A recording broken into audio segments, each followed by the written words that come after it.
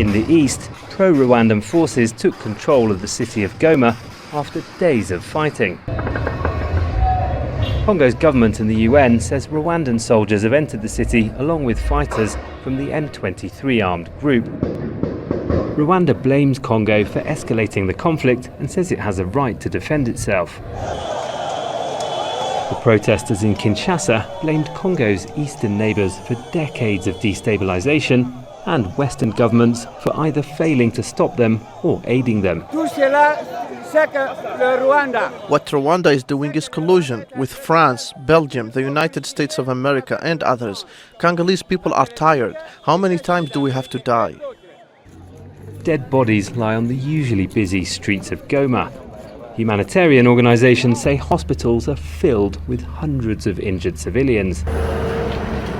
The UN says the fighting's made Congo's humanitarian crisis worse.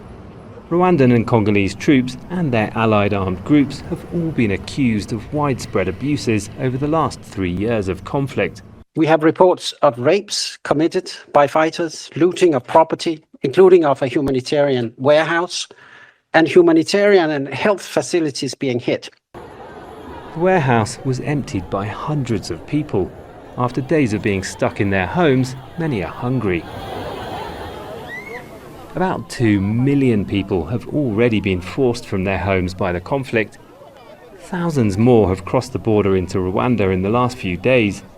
2 major wars and 3 decades of protracted conflicts over Congo's vast mineral wealth have displaced people repeatedly. It was Western powers' suspension of military aid to Rwanda that eventually brought the last round of Congo's conflict with M23 to a close.